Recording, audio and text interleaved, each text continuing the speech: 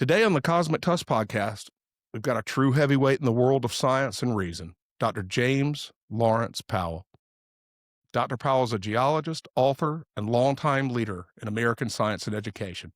He's been president of Franklin and Marshall College, Reed College, directed the Franklin Institute, and the Natural History Museum of Los Angeles, not to mention 12 years on the National Science Board, appointed by President Ronald Reagan. He earned his PhD in geochemistry from MIT, taught and led at Oberlin College, and has written some truly important books, I think more than a dozen. But Night Comes to the Cretaceous, 4 Revolutions in Earth Sciences, The Inquisition of Climate Science among them. And his latest, Faith and Fallacy, A Century of State-Sanctioned Science Denial, which I have right here. Good. But through his writing, he's consistently championed good science, honest evidence, and the courage to question orthodoxy, much like the Cosmic Tusk. In recent years, Dr. Powell has done something rare, though, and tremendously appreciated by myself and others who think as I do. He stepped forward in defense of the Younger Dryas Impact Hypothesis. In his book, Deadly Voyager, in his 2 papers, Premature, Rejection in Science, The Case of the Younger Dryas Impact Hypothesis in 2022, and Data versus Derision, The Ethics of Language in Scientific Publication, The Younger Dryas Impact Hypothesis as a Case Study, which he published in August 24. Jim has made a strong and desperately needed case that the hypothesis was rejected far too quickly by mainstream academia. His thoughtful defense has helped restore fairness and credibility to a field many of us care deeply about. So I just want to say thank you, Jim. Thank you for your lifetime of leadership, for your reason and integrity, and for your willingness to speak up when others stay silent. It's an honor to have you on the Cosmic Tusk podcast. Hey, Jim. Hey, George, I'm very happy to be with you and have this opportunity to listen to you and talk to you and your fans. Well, thank you. Thank you. You know, we're still a nascent podcast, but as we were speaking before we started recording, we broadened it out. We kind of rebranded it and they're calling it the Cosmic Tusk podcast. And before it was simply in support of the Cosmic Summit, because that's all we, that was my main focus. But now we're kind of moving it away and bringing in other people that may someday speak at the Cosmic Summit, but haven't yet. So I'm kind of working the field now and just not the speakers. So others know the context of where we're heading. And real quick, folks, we're going to have another Cosmic Summit, just to make very, very clear. The question is when. And I have said as a conditioned precedent to scheduling another one, having a top flight sponsorship slate contributing to the finances of the program, and it's going very well. Beckett and I are taking a training course from some of the best people in the country on how to obtain sponsorships, and our trainers are really excited to have us as a client. We're like the kind of guy you want to see walk through the door because we come with close to 1 million followers, a successful event, culturally successful, and we're going to bring in some really cool sponsors. And we're going to schedule again, I think my goal is before the first of the year. So there will be one, I believe, in 2026. The question is when. So with those program notes over, Jim Powell, again, thank you for coming to the defense of the Younger Dryas Impact Hypothesis. Tell me about your relationship with another gentleman that I am proud to be a friend of, and I know is a longtime friend of yours, Dr. James Kennett. And how does that relate to your scholarship on the Younger Dryas Impact Hypothesis?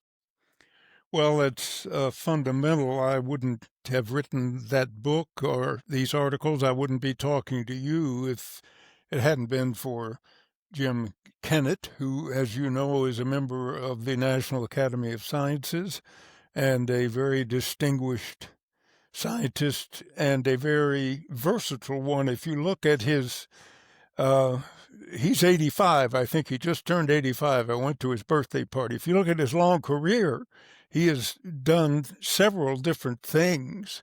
In a book I wrote about deep sea drilling, there's Jim Kennett, the chief of 2 deep sea drilling expeditions off Antarctica, which don't have anything, that at least those particular drill cores don't have anything to do with the Younger Dryas. So, as you mentioned, not to make this too long, I was a geology professor. I became an administrator I was the director of the Franklin Museum in Philadelphia, which is a big physical sciences museum aimed mainly, I would say, at children and parents.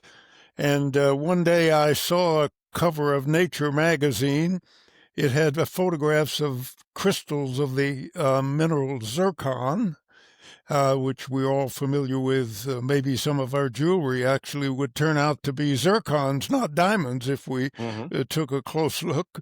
And the zircons had come from the boundary between the Cretaceous and the Tertiary periods, which is the exact point where the dinosaurs disappeared. These zircons had been shattered into pieces, and zircon has a very useful property. It contains uranium, and so you can use it for uranium-lead dating. So it turns out these zircons were shattered exactly at the same time the dinosaurs disappeared. So the first choice is this is cause and effect. And that's what got me interested in the extinction of the dinosaurs, and I wrote that book called Night Comes to the Cretaceous. And I went to a talk Jim Kennett gave at UCSB, and I took a copy of that book along, signed and dedicated to him. And he talked about the discovery of nanodiamonds on the Channel Islands. And I was curious. I didn't know a thing about the Younger Dryas or the impact hypothesis, but I thought he made a very good case. That was around 2013 or 14. Then 2018, he invited me to lunch, and he said he thought it was time for a similar book about the Younger Dryas and the impact hypothesis, and he would help me do that. And so he started supplying me with papers, and I had a reaction that I imagine many people, scientists and non-scientists alike, have had. I quickly learned there was a very strong opposition to the Younger Dryas impact hypothesis, and you know that as well as anyone. And I assumed, therefore, since these were scientists objecting, not lay people, I assumed they must have some good evidence, maybe not persuasive, but they must have negative evidence about the Younger Dryas impact hypothesis to balance against the positive evidence. But I discovered that that wasn't the case. Then and now, there is essentially no peer-reviewed evidence against the Younger Dryas impact hypothesis. I will repeat that. Today, then and today, there is no peer-reviewed, persuasive evidence against the Younger Dryas impact hypothesis. That does not mean it's proven or true, but it means it's worth investigating. And so I spent more and more time with Jim, and I got more and more interested in the Younger Dryas impact hypothesis, and he encouraged me to write a book about it, somewhat similar to Night Comes to the Cretaceous, and I like to write. I've been writing today, and I'll be writing tomorrow, God willing, and the creek don't rise, and the day after that. Hell yeah. And so I quickly became convinced that it deserved a book, and so I wrote Deadly Voyager. There's an interesting story about that anyone who's tried to do scientific publishing will appreciate. I wrote the book, and most of my books have been published by university presses because I'm writing in a somewhat formal style, trying to explain science to non-scientists, and that's basically what these university presses do. And so you send a book to a university press, they look it over, they send it out to some experts, and if it's controversial, they will send it to the proponents and the opponents. So they sent it to a university press, and the press contacted me and said, well, we've received this review of your book, and we can't publish it. It's too controversial. There's too much evidence against it. And it turned out that this review was 21,000 words long. 21,000 hold on. words about the Younger Dryas Impact Hypothesis. I didn't even know there was such a process. So much like you take a paper that's being peer reviewed, and it obviously is reviewed by others. When you publish, in some contexts, publish a scientific book, it is shared with others. Yes, they do the same thing. Then they wrote 22,000 words that not for publication. 21,000 words, whereas my book was probably about maybe 45,000 words. In other words, this negative review was half as long as the book. And it did not review the book. It reviewed the hypothesis, which the person who wrote that, whom I think I can identify, but I won't do it on the air, so to speak. You're welcome. Those people oppose it, and in this case, and that makes the university presses worried. They don't want to publish anything that's too controversial. So I publish, but nowadays you can still publish it. You can go to Amazon if you have a manuscript, and in a matter of days, you can post your book, and it becomes an Amazon Kindle book. And one of the things that has sort of amazed me, and I'm proud of, and I think it was Dizzy Dean who said, if it's true, it ain't bragging. I don't know if you've ever heard that one. Tell us the truth. That book gets 4.4 stars on Amazon. And if you have to look pretty hard to find another book that of any type. They never get a 5 because there's always a few people out there who don't like anything and everything. And so this made me pleased that the book got such a good rating. But the thing that really pleased me was that this meant that a lot of people are curious. There it is. Thank you. Yes, sir. There it is. Did I lie? No. 6 reviews. Now, that's what I've always found impressive about this page. And this is for a there was no publisher to the book. It was self-published. Yeah. So you're starting way behind right there. And then it's an extraordinarily popular book and you've published a number of books. Did it surprise you? Yes, it did surprise me. You have to figure, say, if 300 people go to the trouble to write a review, there must be, I don't know what, 10 times that many who read the book. I find, personally, I very seldom give a book I'm reading a rating. It has to be really, really good before I do that. So that pleased me. And then the people who read it, those 300 and whatever there were, they give it an average rating on a 5-star scale of 4.4. So again, this I am bragging. But it is true.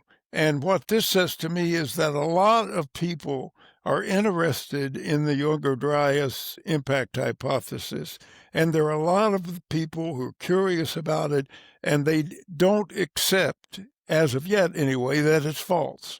There's a huge number of people out there who are willing to entertain it, and that's all you can ask. As I said earlier, I don't claim that it's proven. I just claim that it's worthy of investigation, and there's a lot of positive evidence for it. Wow. So you got pushback in your subsequent papers, you broke down the pushback, for lack of a better term.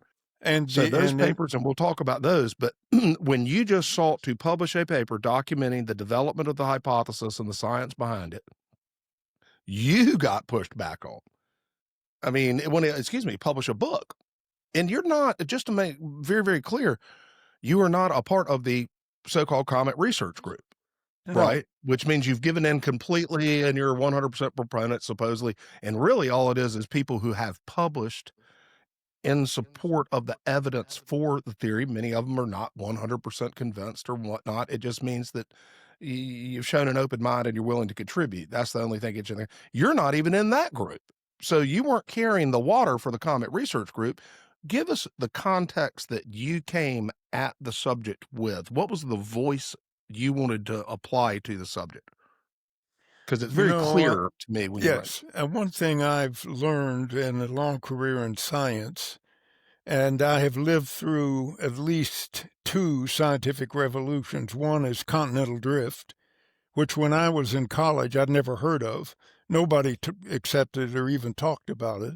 And the other is, they're more than that. Global warming Yeah. in the 50s and 60s, it was not an issue.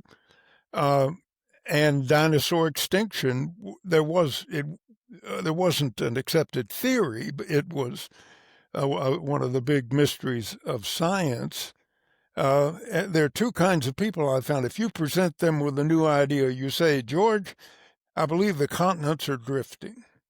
Mm-hmm. Type A, George A, would say, no, that's not possible. No one believes that. There's no good evidence for that. It's a false pseudoscientific theory. And the other type, George B, would say, I don't know if that's true or not, but the world would be a much more interesting place if it is true. So let's find out. And I like to think of myself in that second category. So when Jim Kennett got me interested, I started reading, and as I said earlier, I figured there must be some evidence against this. Yeah. How do you get a controversy when all the evidence is on one side? That's kind of a fundamental question, and I assumed I would find this negative evidence. And I knew some of the people who were opponents, but they've still not yet provided any peer-reviewed evidence that shows that the hypothesis is false, although they claim they have. But if you read what they wrote, they haven't. And they should. If it's false, there should be evidence against it, and that evidence it's possible to find that evidence. Well, that makes me think of your second paper about the derision that the Younger Dryas Impact Hypothesis received. And just to give people the exact name of the book, it's of the paper in 24, Data versus Derision, the Ethics of Language in Scientific Publication, the Younger Dryas Impact Hypothesis, a case study. So they didn't provide adequate refutation using data. So then that puts you in the position of putting a bunch of filler into your argument. If you don't have counter data, you've got to have filler. And they filled it with very, very poor stuff. Tell us what they project in these papers and what caught your eye and what made you write Data versus Derision. All right, that's a good question. And the title, I hope the title sort of gives away the point. That is, when you don't have evidence and you're still opposed, then you have to use rhetoric and you have to attack the proponents and criticize them in any way you can think of. And what we really need, and the opponents should come up with some, is data or evidence, peer-reviewed evidence. And when you don't have that, you have to fall back on derisive language and insults. You have to say this is pseudoscience, that the Younger which they do repeatedly. They've done that in half a dozen articles. In peer-reviewed papers. Then, okay, they should break that down. They should break down exactly what pseudoscience is to them and provide evidence. I think it would be a poor argument to use a loaded term like that, but they don't even do that. It's very low quality writing. And by the way, folks, Jim is an excellent writer, and he reads quickly too. If you read Deadly Voyager, it actually lends itself to the short attention span generation. Not in a dumbed down way, but it moves quickly. It's an easy read. Good. I hope so. Yeah, that's who I'm writing excellent. For. I cheered it. Well, I cheered all of this work as somebody who labored in the fields as we're getting the shit kicked out of us for decades, that someone, that could write like you do and that has the credentials and standing that you do came to our defense. So derision. So they come out and they deride us rather than refute us. Is that? Yes. And if I am deriding another scientist by name in a peer-reviewed article, not in cocktail conversation somewhere where there's a lot of this going on, I'm sure. I am making the argument on the basis of the personality, the character, maybe I would say the sloppiness of the proponents of the hypothesis. I'm making an ad hominem attack. Ad hominem means to the man or to the person. And Carl Sagan, of all people, famously said, you should never do that. You should never attack an individual. You should use only the evidence. However, if you don't have the evidence, then you have no choice, and you're not willing to change your mind, then you have no choice but to fall back on rhetoric and words and insults and ad hominem attacks. I'm sure they could find some things about me in my history. I won't mention any of them. I'm trying to forget some of them that I'm not particularly proud of. But that, whether true or not, that has nothing to do with whether a scientific hypothesis is valid as a hypothesis. Again, not proven, but a hypothesis, something that you're testing. A theory, you're still testing a theory, but it's way more likely to be true than not. You know, this phenomenon, though particularly disappointing in the case of the Younger Dryas Impact Hypothesis, it's not new in science. No, it goes way back. It goes way back, and it's always the good ones that get it the worst, right? It seems to correlate, doesn't correlate with truth. We're not saying that, but it correlates with very strong arguments that disturb people. Yes. You know, I think the best example of that is even older than I am. It goes back to the 1920s when a man named Alfred Wegener wrote a book called The Origin of Continents and Ocean Basins, and he presented a huge amount of evidence that suggested that the continents had once been connected. And this is why the coastlines of Africa and South America match up like two pieces of a jigsaw puzzle. Just as school children would look at the globe and assume. Yeah, every school and child they were wrong. Most of them think they're the first to have noticed this. That's right. But and then they're their not. teachers for 100 years would tell them they're dead wrong. Yeah, and probably the first person that we know of who did it was a man named Ortelius, who made one of the first world maps in the 1600s. And he said that they were together and they've been torn apart. Really? No kidding. But Wegener was castigated and insulted. He was called a pseudoscientist.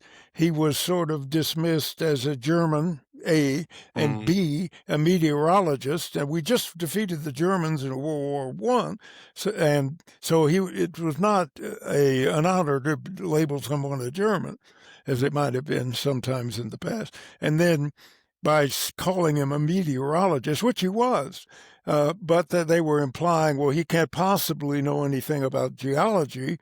And they derided and insulted him over and over. And so that by about 1930, the theory of continental drift was verboten, to use a German word. It wasn't worth even talking about. Then, of course, in the 50s and the 60s, suddenly the evidence came along and people changed their mind.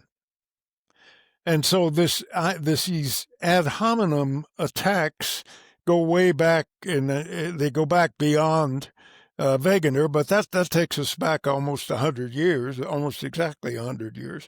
So, and there are many, many other examples, and I've written about this and some other things I've done. Well, and you sure did. In what was the name of your book about the moon, which was the first book you sent me, and I guess 2 books ago. What is the formal name of it so people can look it up? And then I've got an observation. Unlocking the Moon's Secrets. That's right. People can find that in my other books on James Powell, all one word, jamespowell.org. jamespowell.org, and we will put that in the more info below the video you're watching, folks. Yeah,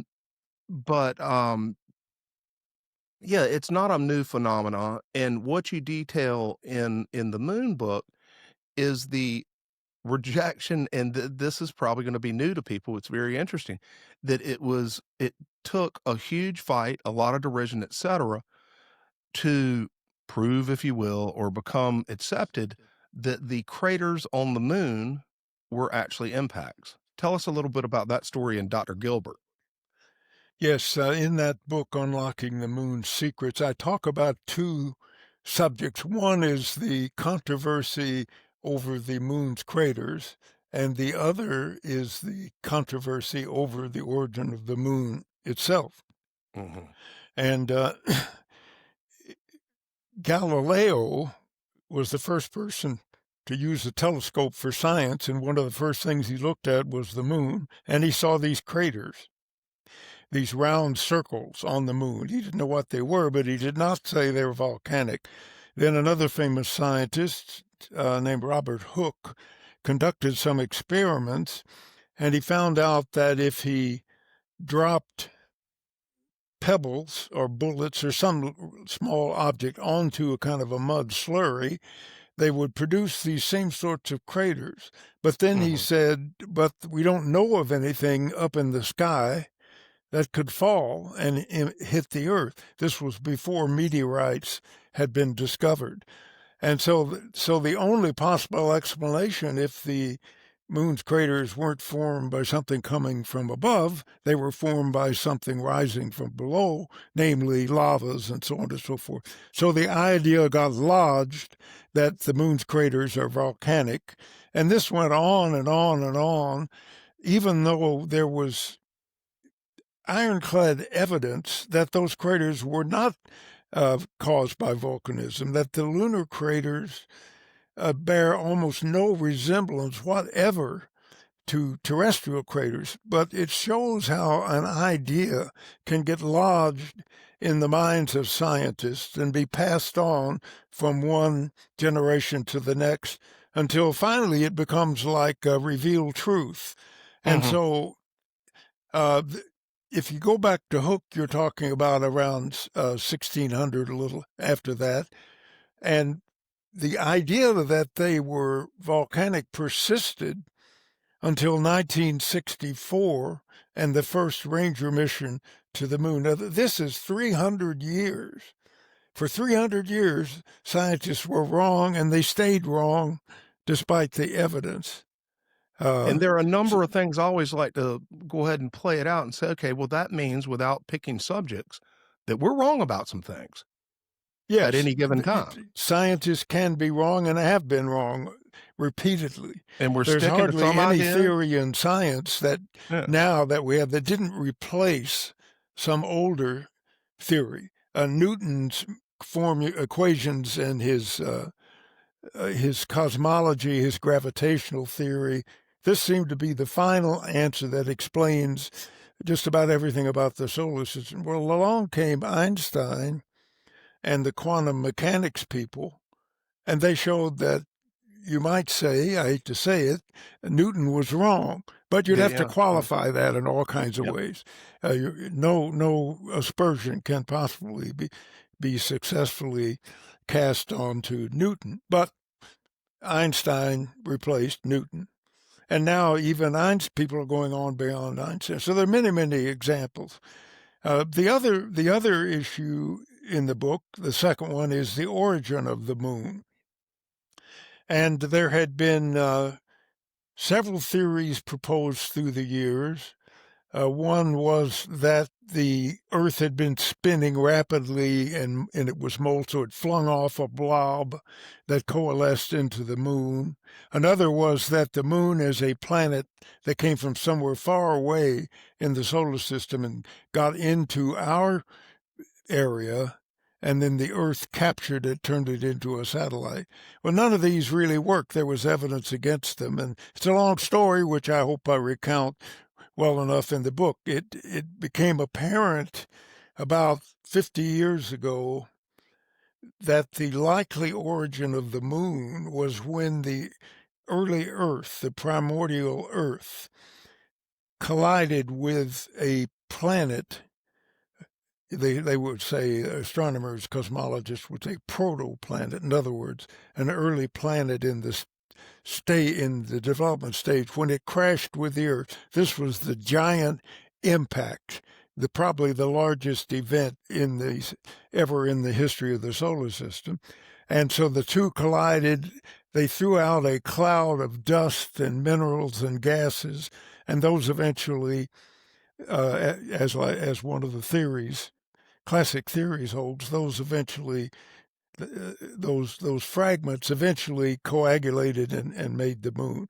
So this is a story of how science can be wrong for so long about what I would claim is the most visible object in the solar system. There's no person who's ever lived who has not looked at the moon, and we can't resist it, really. And yet it's so obvious you'd think, oh, this must be one of the first things that geologists figured out. I wrote another book about a totally different subject, the Grand Canyon. Here, you've seen it, I've seen it, many people have seen it, and you would think something so big and obvious would have an obvious explanation. But in this other book called Grand Canyon, I explain why it took people so long to understand that origin. So this is a common thing in science. I want to read that one. Well, if you've seen the Grand Canyon, I think you would like it. It shows you how hard it is to decide the origin of some of these ancient features. It makes geology much more interesting. I'm sure some people would say, wait, I can't stand this indecision. I'm going to go to some other field, but I'm glad I stuck with geology. Well, I'm helping coin the phrase. I'm sure somebody said it before, but I am very comfortable with ambiguity. Yeah. And some people that are purportedly interested in science are not comfortable with ambiguity. And I think in science, you need to be comfortable with ambiguity, both with your own pet theories and with other people presenting things to you, and say that that we're not, that we don't have all the answers, and that we got the difficult job of sorting through the potential options for answers using reason and the scientific method. It's the only thing that's ever worked. All right. I agree. You have to be comfortable with ambiguity. You have to understand, in some cases, and the Younger Dryas is one, that you are assessing a hypothesis. This means you're testing a proposal. It doesn't mean that you've decided the proposal is right, but it's ambiguous to you, but there's evidence that makes you and other people who are interested in the hypothesis carry on. And it needs to be said somewhere, and let me just say it here, and you know this very well.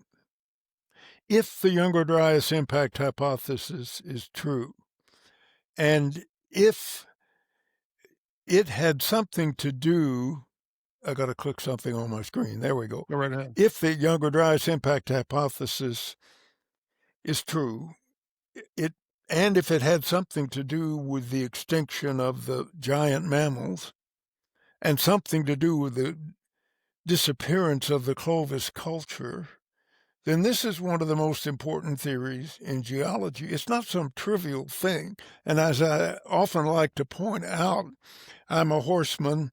I could look out my window now and see my horses out there munching away in the green grass we have, because it just rained in California. That's wonderful. I often point out that if the horse had not gone extinct in the Western Hemisphere, which it did about 12,850 years ago, we know this for a fact, that something caused it to disappear. And if it had not gone extinct, then when good old Columbus? the Spaniards, the conquistadors, Cortez, that's who I'm searching for, when he sailed into Veracruz, instead of meeting a group of people who had never seen a horse, and many of whom thought the horse and the rider it was a centaur. It was one organism. Instead, there would have Really? been 15,000 mounted warriors under Montezuma looking back at the so-called conquistadors. They would have turned around and headed back, and there would have been no Spanish conquest, and the entire history of the Western Hemisphere would be different. That is pretty darn important. Just that one And extinction. just that I one mean, extinction, and a whole yeah, bunch of others went yeah. There's extinct. so many other consequences to it, but what an Yeah. interesting take. So It's it's just that one extinction. yes. So this is a very important theory. It's not some trivial thing or some arcane something or other that only a geologist would be interested in. This is really, really important, and it needs to be treated that way by both the proponents and the opponents. If it's false, then we need to know that. So if it's false, and someone has the evidence that convinces them, let them publish that evidence in a peer-reviewed paper. Then we have something to talk about. But if it's just not trading, but if one side is just insulting the other side, then we're not going to get anywhere. Yeah, the Comet Research Group doesn't doesn't fight back the derision, but that is the reason for the Tusk. That's why I started in 2010, because I wanted to shoot back at them and give them some grief, right? Because the other fellows on the Comet Research Group and on the publishing team, they were credentialed and they, they had reputations to maintain, and they also had to keep a certain decorum because they're good scientists. Well, the Tusk didn't. Yes. So I have always gone at them right between the eyes, and played the gadfly role. And I think that that's a role that needs to be played. I agree. And I don't purport to always follow the, rules of decorum in science. Let me return to the moon for a second, because the Cosmic Tusk podcast, for lack of a better term, many of our viewers are lunatics.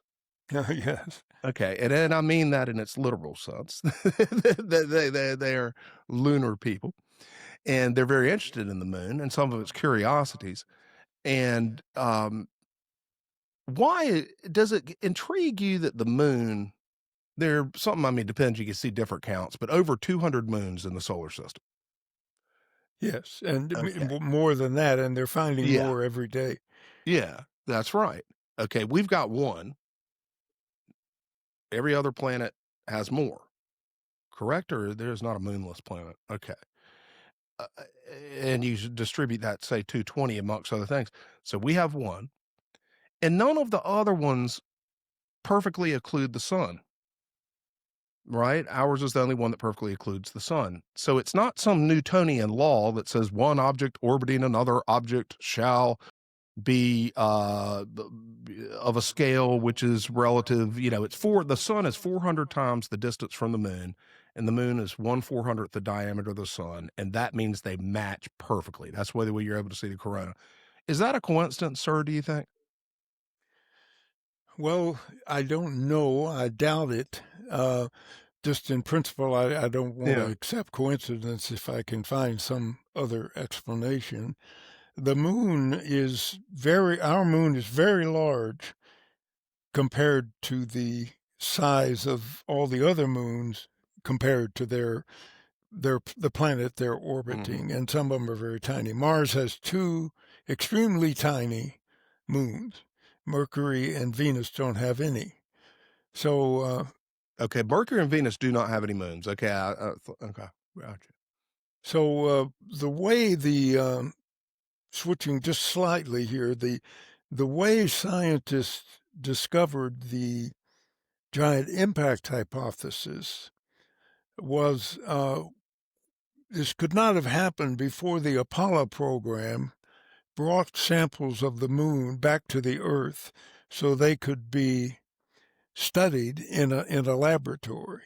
We know all kinds of things about the geochemistry of terrestrial rocks and their ages and so forth, but we never had a sample of the moon that we could hold in our hand until the Apollo program, say to the mid-1970s. And then they started looking at the minute details of the chemistry of the moon rocks and terrestrial rocks. And they found that in some ways they were absolutely identical So, for instance, if you claimed that the moon had come from somewhere far away and been captured by the Earth, how in the world would they ever have wound up with the same composition? These are isotopes, isotopic composition, that down to a few parts per million. So this made people think that there was this giant collision, and it was the most energetic event probably in the history of the solar system. It caused this white-hot vaporous cloud to form, giant white-hot cloud, and in that cloud, everything in that cloud was equilibrated, we would say, or equalized, so that when they separated and split off into Earth and Moon, they still had the very same composition. So the way we know, I don't know if I should say it that way, the reason the giant impact hypothesis is a good hypothesis is it explains these details of the geochemistry of the moon and the Earth better than any other theory. Why are the craters flat bottomed on the moon? The craters are flat bottomed, and yes, like take Copernicus or Tycho, any of these big craters. I don't have a diagram, but usually they I'm going to do it with one hand here. If this is the side coming down to the bottom of the crater, it's flat. Then there's this peak in the middle. There's the peak, and then it's flat, and there's the other rim. And the reason for that is largely that the impact shatters the outer layer of the moon, and it melts the solid rocks. They turn into lava, and the lava comes up into the crater and spills out, and it's very fluid, so it spills out. It's like you dumped water in a pool or something. It's going to have the same surface everywhere. It's going to be flat.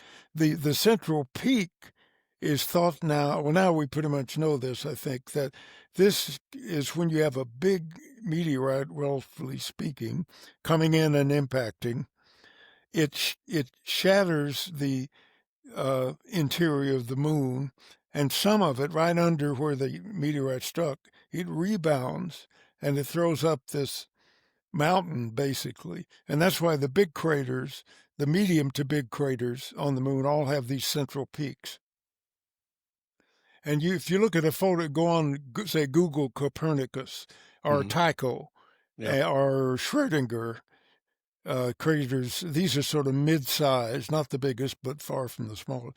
If you look at a photo of them, you can see the flat bottoms that you're talking about. You can see the central peak, and you see the terrace. It's sort of scalloped. It has the rim is terraced. It goes down like this, and no terrestrial crater comes anywhere close to anything I just said. They don't have flat bottoms. They don't have terrace rims. Almost none have central peaks, and so forth. Why? Why the difference, do you think? And then we may not have the answer, so that's fair. Well, we know people have modeled the impact of meteorites on the moon, and they've studied the energetics of this. They know exactly how the shock waves move through after the impact move through the interior of the moon. And if you think of a famous volcano on Earth, let's pick Mount Fuji, which is a perfect cone, a beautiful, perfect cone. It does not lie in a basin with a flat floor. It's made of lava. It's not a central peak. It doesn't have a terraced outer rim. It looks nothing at all like, say, Copernicus. And yet kind of people said, no, it has the same origin. Copernicus must have the same origin. It was a real blind spot that went on for centuries. Well, they even said that Barringer or Meteor crater was volcanic when it looked like no volcano on Earth. You've got to invent a new class of volcanoes. Yes, there was a sort of a corollary, you might say. If the moon has no impact craters, which is what geologists said there are no impact craters on the moon, then why should there be any on Earth? And so the people who said no, there are no lunar craters, also said there are no terrestrial impact craters. And a famous geologist, sort of my geological hero, Gene Shoemaker, he worked for the U.S. Geological Survey. He went to Meteor Crater and he made a very careful geologic map. And he showed that the rock layers in Meteor Crater had been turned upside down, flipped over, and come. Well, a volcano would never do that. So that was the breakthrough when he showed and others accepted that Meteor Crater is a meteor crater. It's an impact object, an object formed by impact. Then that broke the logjam, you might say, and now there are over 200 recognized terrestrial impact craters, including the Chicxulub crater off the shore of Yucatan, which dates the impact that killed the dinosaurs. Jim, it's both a segue and an intellectual thread. But to return to the Younger Dryas Impact Hypothesis, are we still seeing with the rejection, opposition, and some cases derision of the Younger Dryas Impact Hypothesis, is that of a piece with the rejection of cratering of the moon and the Earth? Because both involve outside forces interfering with our geology. Yes, is there an intellectual thread that goes through there? Yes, you would have to put them in the same box. The strange thing, though, is that many of the people who quickly endorsed the theory that an impact killed the dinosaurs have been some of the strongest opponents of the Younger Dryas Impact Hypothesis. And I say that again. The people that, say it again, embraced the dinosaurs. When there were a father and son, Louis and Walter Alvarez, and in 1980 they published a paper saying, we think that we have found evidence that a meteorite impact killed the dinosaurs. And all the other impact specialists, the planetary geologists, the lunar geologists, they all said, yes, yes, yes, we agree. And paleontologists and other geologists said, no, no, that can't be true. Well, now some of those people who said yes, yes, yes to the Alvarez theory are saying no, no, no to the Younger Dryas Impact Hypothesis. And as I say, I can't really explain this. Why? Yeah. I remember when Younger Alvarez, the father's long gone, yes. but he had I had to look it up one day. He had a very derisive or negative take. I mean, he unabashedly said it's a bunch of bullshit. Yes. And they made their careers. I mean, their careers were made. His father had a Nobel Prize, for God's sakes, by the time he did it, which actually helped them a lot, right? That's kind of like Jim Kennett doesn't have a Nobel Prize, but you got to have somebody to stand up that's got the credibility. Yes, Jim is a member of the National Academy of Sciences, as I said. That's not a Nobel Prize. Yeah, exactly. But Jim, most people aren't members of the National Academy of Sciences. Yeah, but they may be able to use a scientific method to achieve things that those that are do not. Yeah. Right. But so the Alvarez, that is interesting. I was like, why in the world would someone who fought the fight on something similar to this not recognize and at least not dig in? And another term that I apply to this, it's willful ignorance. It's a special kind of ignorance. It's okay if, the friend at the cocktail party doesn't know the Younger Dryas Impact Hypothesis is. That's fine. They didn't will themselves into not knowing it. But you find these folks, as so often is the case in these fights, they're literally mostly ignorant of the papers. That they don't read them. I don't know whether they do or not, but I think what we're seeing is once a scientist says something is right or says it's wrong, it's very hard for them to change their mind. If you said, Jim, I think we should lower the income tax, And I said, no, George, I think we should raise the income tax. Okay. Well, okay. We can find some third person who will say something different. We're friends. We just agree to disagree. But if you're in science, I write a paper giving all the reasons why the income tax should be, what did I say? Lowered, I guess, or maybe, and you write your paper with all kinds of statistics and economic models and this and that. And I say I'm absolutely sure that we should raise income taxes, and you're absolutely sure we should lower them. We've kind of put ourselves and our reputation on the line there. And if you take a scientist, say, who's 60 years old, who's had the same position, written papers and books for the last, 35 or 40 years, a career, it's very hard for that person to say, I'm wrong. It just almost never happens. It should, but it's human nature. But some of the opponents of the Younger Dryas Impact Hypothesis have not written about. They were too young to have been involved in the dinosaur extinction controversy. For some reason, they have decided this is wrong, and if they have any evidence that it's wrong, they've yet to show it. If they don't have it, they should go get some.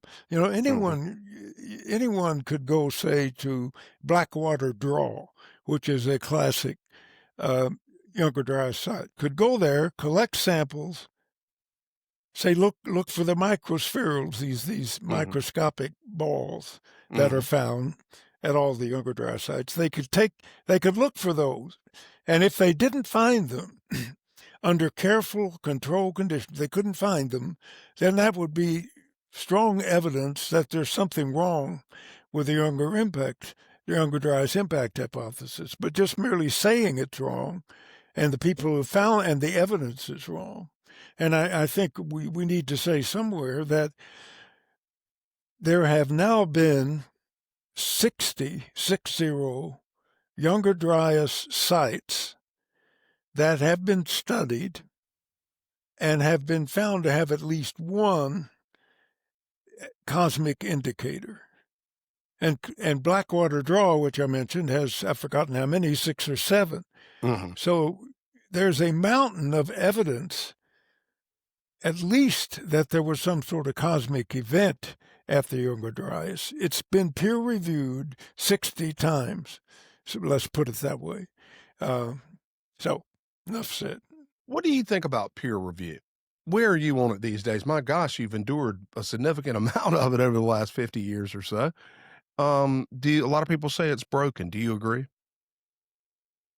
Yes, I agree. I've been thinking a lot about that because I'm working on another book about misinformation in science and how there are these journals that if you pay them $300, they will publish your article and they will give it peer review, which in fact really isn't peer review. So I'm interested in that.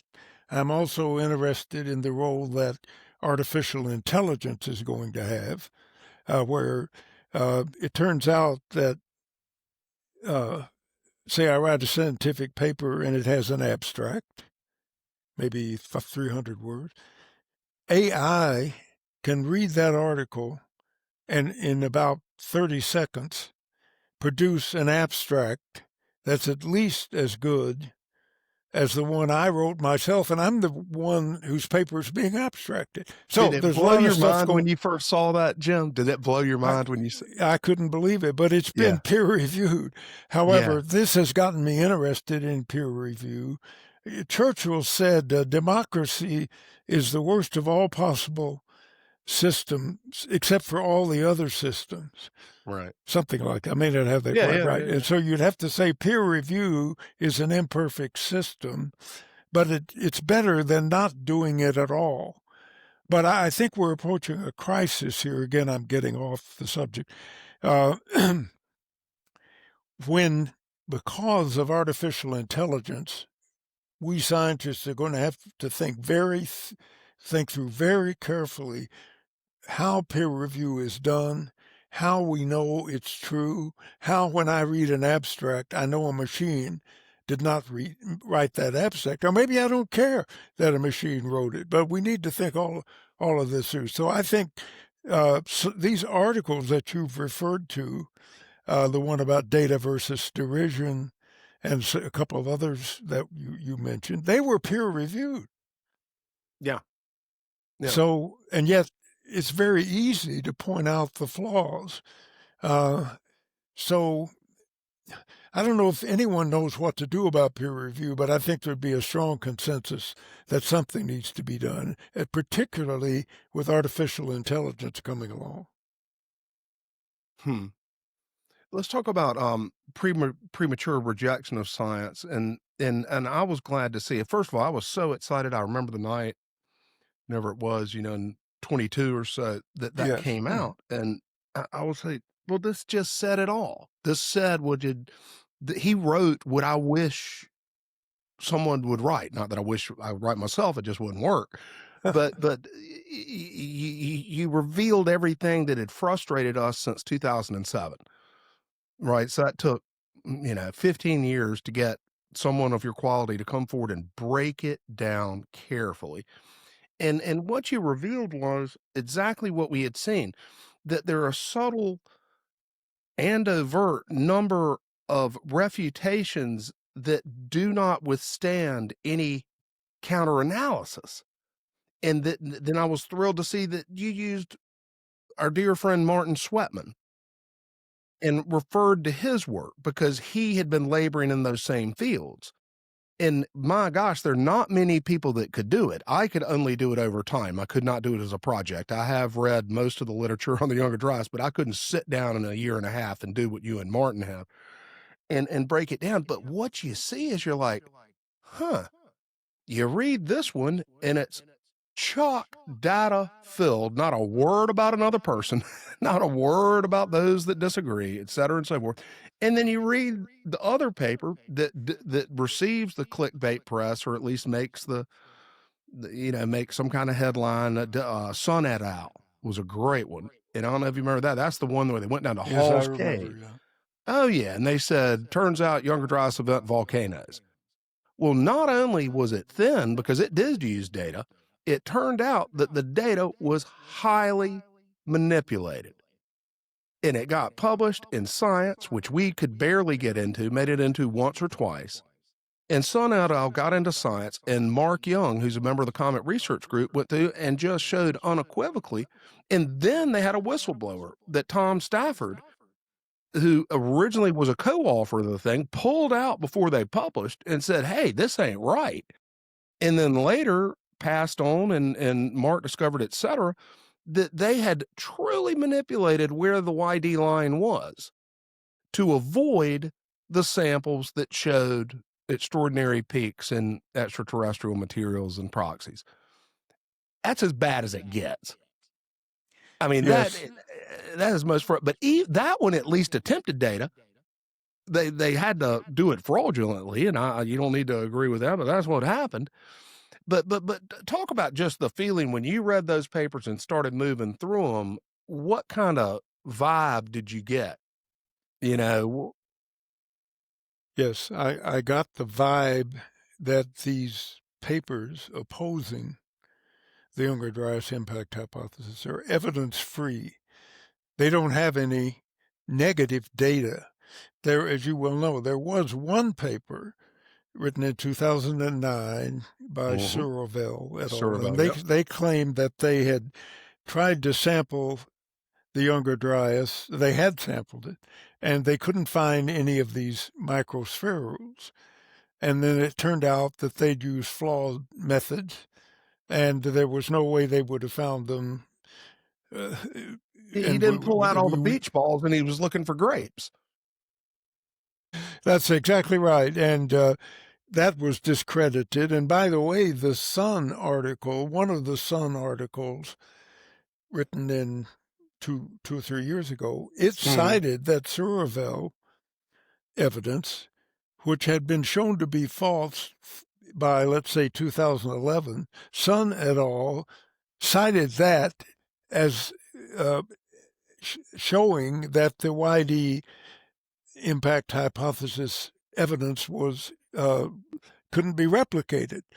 And so here you go in 20, this is like 2009 versus, so it's 12 years, let's say. They're still citing this flawed, discredited paper, which should have been retracted, but evidently is not going to be. Well, Jim, some of the other guys may have told you this story, but I went out to Laramie, Wyoming to the AMQA conference, the Quaternary conference, and with Dr. West and Dr. Kennett and Dr. Bunch and whatnot. And I was, the ball boy, as I call myself. They're the players, but I know all the stats. I get to ride on the bus, and all that. So I'm ball boy out there, and it was one of the worst things I'd ever seen. And Malcolm LeCompte stood up and went through Survell presented. And then I don't even think it wasn't a formal refuting presentation, but Malcolm got up and said, "Here were your mistakes, young man." And you didn't size sort the material. And that's clearly a part of the protocol that needs to be observed, because you end up with a whole bunch of beach balls and you're looking for grapes and you're not going to find them. And it makes a lot of sense. And you know what Survell did? He hung his head. He knew he was wrong. I think And so. he said, and then he said something that I just can't forgive him for. If he had followed through with this, I could forgive him for what it matters. But he said, I'll get back to this. Right? I'll return to this. I'll readdress it in some fashion. Zip. Cricket. If he ever did, he didn't find what he was looking for. No, that's right. Maybe he did revisit it and didn't see what he was looking for. Who knows? But, he was an archaeologist, right? He was not a material scientist and not a geochemistry guy and all that kind of stuff. And you know what? Another thing that bugged me, but the worst one was when they said there was bug poop.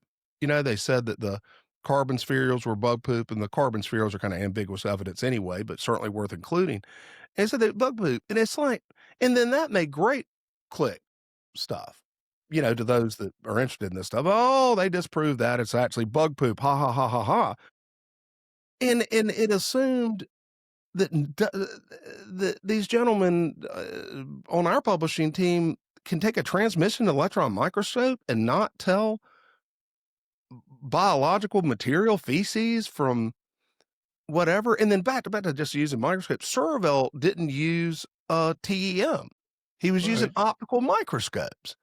You got the play of one astronomer's calling bullshit on another astronomer, and one's using binoculars and the other one's got the Hubble telescope. I'm listening to the Hubble guys. I mean, it's just, if you scratch it just at all, it all falls apart. But we're just going to have to wait for a lot of people to die to bring true the old adage that I have on a t-shirt. I probably should have worn tonight. Science advances one funeral at a time, as depressing as that is. I think it's a little bit more rapid than that. But yeah, it works the other way too. The thing that I find unfortunate, and God knows I love them, is that the original YDB team, most of them were retired, semi-retired, or didn't give a damn about their reputation. They were such badasses. Either like Jim, that didn't sign onto this thing. They came to understand that it was worthy science and needed investigation, but they were all in their later careers in 2007 when we published, and they're passing now. So not only does it advance one funeral at a time by the critics dying off, but by God, you can lose people that you need. And we need a bench. We need a better bench. We got a Chris Moore, God bless him, Mark Young, God bless him, but we've got to replace those people. So I hope if there are any interested young credentialed people listening to this or otherwise, step forward and come out and qualify yourself. Go ahead and say in your publication, just make sure everybody knows you're not signed on to anything. You hadn't joined a cult, but you're willing to take a damn look at it. Yeah, I agree with you.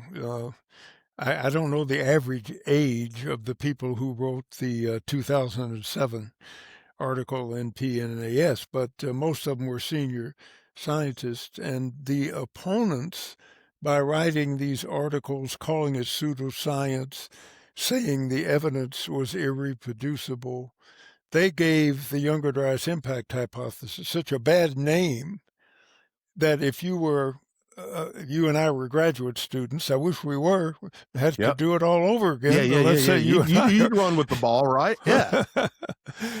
we would think maybe, that would be really interesting if it were true, but it's risky. And I want to do my PhD thesis on something that's as little risky as possible so I can get this behind me and go on and be a great scientist. So, in that sense, the opponents have succeeded. They've made it, you might say, the hypothesis whose name we dare not speak. Mhm. Now, I think that will fade over time. I think Right. that as more evidence is found, there are going to be some strong-minded young people, graduate students, young professors, who say what you and I were saying earlier. This is a really important theory or hypothesis, if it's true. So let's investigate it. They're going to say that, and we're going to have some new blood at our Well, table. just to point out too, because we've been talking about like historic papers, the Comet Research Group has never been more productive. I mean, in the No, last year, they've published incredible publications. and I it's a mean, just very small, excuse me, sure. George, a very Yes, small sir. group of people doing this. And we might Mhm. say that they're funded by Mr. Zhang, who is a generous benefactor. Of course, I Eugene don't know Zhang. who's getting an NSF grant now after their budget has been cut so Mhm. much, but we're certainly at a time when philanthropy, as opposed to grant funding, philanthropy is critical, not just in the case of the Younger Dryas Impact Hypothesis, but across the board. We have to keep science going, even without the source of funding that we've had. Well, you know We what? don't want to get political, though. No, no, no, we don't. We don't. But I got to take us one more step that because this is actually a good little reveal, and we'll wrap up here in a second. You've been very generous with your time. Um, but I got contacted recently. I'm not doing any, I'm not betraying any confidence because I won't identify the committee or the person in general. But I got contacted by a very powerful staffer in the U.S. Senate and from a very powerful committee. And they have expressed an interest in having a hearing on our subjects and the suppression of them, right? And I said, "You gotta be kidding me." I mean, and I used to work in the US Senate for 6 years, right? That's where I kinda cut my teeth and, got out of policy and politics, but I mean, I learned a whole lot 6 years. I said, "That's my dream come true, to assist as you can with a US Senate hearing," which I used to put together. I got all the skills, and that's why they why they called me because they said, "Hey, I didn't know you worked in the Senate. I was already very interested in this stuff, and some of the others are. And, we might need a make history great again or make geology great again." And I know that that's not your flavor, but airing some of these, think about the UFO hearings. They're very interesting. I don't mean to tie us to that for God's sakes, but the staffer mentioned that too, said they're extraordinarily popular, and they have the unique quality of being bipartisan, right? And that, as he said, he mentioned an obscure part of the policy the committee handles and said, we can't do that every other day, just boring ass stuff that they do. And said, we want to do something popular. We want to do something interesting, and we want to do something that doesn't have a predetermined partisan divide in it. And investigating whether the Earth was traumatized 12,800 years ago and whether the science behind it has been left behind and suppressed, that's of interest to us. And there could be other parts to it too. And who knows whether this comes to be, but hopefully 2026 we could have such a hearing. And my gosh, the list of witnesses I could recommend is going to be really tough to pick through because there are a lot of good people that could get up there and tell what they know to great effect. Well, that would be great. And if the charge was, all right, one side present your evidence, and the other side, okay, you present your evidence. I can tell you one side would come out pretty much empty-handed. Well, and I because I did don't my think there best is to any weight it negative 2-1 evidence. to our side and get, oh my gosh. Well, Jim, anything else on your mind? You're about to turn 90 years old, right? Yes, it's out there somewhere. I never thought I'd live this long, but Uh-huh. I've got a book in press with Oxford University about the role of satellites and what we've learned about the Earth and space from satellites. Yeah. I've got another one I'm working on now about misinformation, predatory journals, the paper mills, the Uh-huh. bots, and so on Yeah. and so forth. So I'm keeping busy. I think that's the key, not just sit around and commiserate with yourself. And fortunately, I like to write, so I'm going to keep writing. Well, we're exactly 30 years apart, and I pray to the Lord that I'm anything like Jim Powell 3 decades from I now. think you're going to make it, George. Okay. Well, you keep them turning up there. It can keep you young Yeah, anyway, right? yeah, Hey, thank yeah. you so much for joining us, Jim. Any closing words from your side? Tell where to go see your books. Where is your website?